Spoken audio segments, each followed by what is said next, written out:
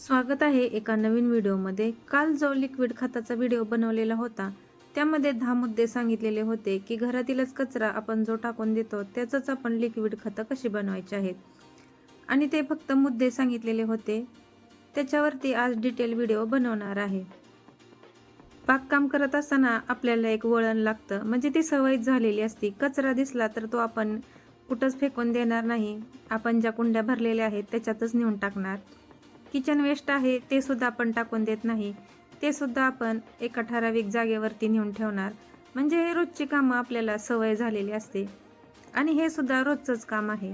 आपण जे रोज खायला बदाम भिजवतो तर ते बदाम रात्रभर पाण्यात असतं, त्याचा थोडाफार का होईना अर्क पाण्यात उतरतो आणि हे रोजच्या रोज एखाद्या झाडातल्या कुंडीला द्यायचं, हे ठरलेलंच असतं। कडधान्य सुद्धा आपण रोज कधी कधी किंवा रोज काय काय आपण भिजत घालतो त्याचं सुद्धा पाणी फेकून न देता कुंड्यांमध्ये टाकायचं। आता दुसरं म्हणजे बागकाम करत असताना आपल्याकडे निंबोळी ऑइल असलं पाहिजे। हे महिन्यातून एकदा सगळ्या झाडांना द्यायला पाहिजे। याच्यामुळे झाडांना मातीला बुरशी लागत नाही आणि किडीचं प्रमाणही कमी होतं। दुसरी सवय म्हणजे आपण जे भात करायला तांदूळ भिजत घालतो त्याचं सुद्धा पाणी एक तास आपण तांदूळ भिजत घालतो, तर हे पण पाणी आपण झाडांना द्यायचं आहे। या पातेल्यात दिसत आहे ते आहे आपण जे फळभाज्या पालेभाज्या धुतो, मटकी वटाणा, तर ते त्याचं पाणी आहे। या पातेल्यात जे तुम्हाला दिसत आहे ते आहे लोणी। आता 8 दिवसाची साय आपण जेव्हा मिक्सरला हे फिरवून घेतो आणि त्याच्यातून जास्तीचं पाणी निघतं तर ते ताक म्हणून बाजूला काढायचं। हे ताकापासून भरपूर सारी खतं तयार करता येतात, म्हणून हे बाजूला ठेवले। आणि ह्या टपामध्ये आहे ते आहे गोड फळांचं संजीवक। आता हे सुद्धा केळीच्या साली आणि गोड पपई त्याच्या साली आहेत, हे 3 ते 4 दिवस या पाण्यामध्ये कुस्करून टाकलेल्या। आता हे चाळणीनं गाळून घ्यायचं, हा चोथा कुंडीत भरायचा, कंपोस्ट खत तयार करतो त्या कुंडीमध्ये, आणि हे पाणी सगळ्या झाडांना थोडं थोडं द्यायचं। तर जेव्हा आपल्याकडे जास्त फळं किंवा फळांच्या साली उरतात त्यावेळी अशा पद्धतीने भिजत घाला आणि ती सगळ्या झाडांना द्या। हे आहे चिकन धुतलेलं पाणी। याच पद्धतीने आपण मासे मटण धुतलेलं सुद्धा पाणी एकत्र गोळा करायचा। आता हे 2-3 वेळा चिकन मटण धुवून एका बादलीमध्ये साठवलेलं होतं, याच्यामध्ये नंतर एक बादली भरून जास्तीचं पाणी केलं आणि हे पाणी सुद्धा सगळ्या झाडांना दिलं। आता इथं एक गोष्ट लक्षात ठेवायची, मटण मासे हे पाणी ओतताना जरा काळजीपूर्वक ओतायचं, कारण जे आपल्या घरात पाळीव प्राणी असतात, मांजर कुत्रा, त्यांना वासानं ही कुंड्या पाडतात। त्यामुळे हे मटण किंवा माशाचं पाणी देताना, झाडांना पाणी देताना ते शक्यतो टेरेसवरती जिथे हे पाळीव प्राणी जाऊ शकत नाही तिथंच मी देत असते। खाली ज्यावेळी हे पाणी ओतते त्यावेळी हमखास हे मांजरं कुंड्या पाडतात। हे आहे कंपोस्ट टी।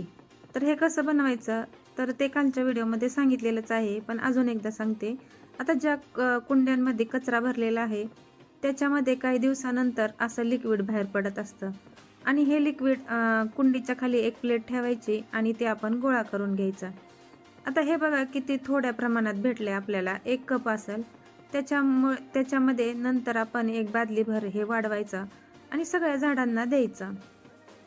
आता हे जेव्हा आपण कंपोस्ट खताचं पाणी देत असतो, हे जे 2-3 दिवस आपण सालीचं पाणी देत असतो त्यावेळी माती ही उबदार बनत असते, त्यामुळे माती चांगली झाली की आपोआप पिकं चांगलीच येणार आहेत। या मगामध्ये दिसत आहे ते आहे 2-3 दिवसाचं खराब झालेलं आंबट असं दही होतं, तर त्याचं ताक बनवलं आणि याच ताकापासून आपण जास्तीचं लिक्विड खत बनवणार आहोत।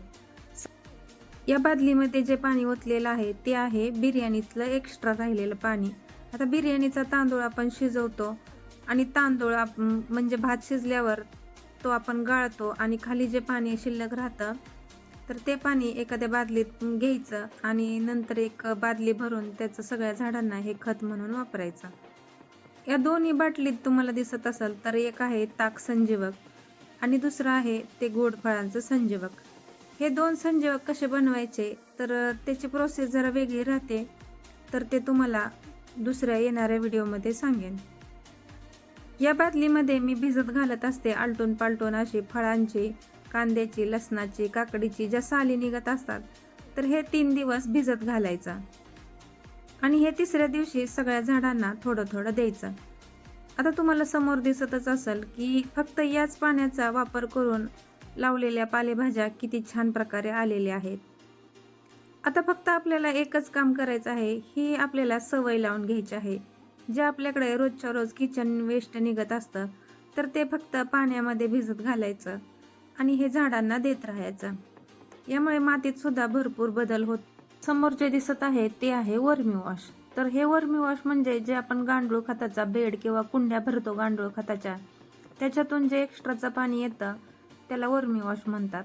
आणि हे वर्मी वॉश सुद्धा याच पद्धतीने द्यायचं आहे. ते किती प्रमाण आहे बघायचं. 1 लिटरला आपण 1 बादलीमध्ये जास्तीचं पाणी करून टाकायचं. हे आहे आता समोर दिसत आहे ते आहे केळीच्या सालीचं पाणी.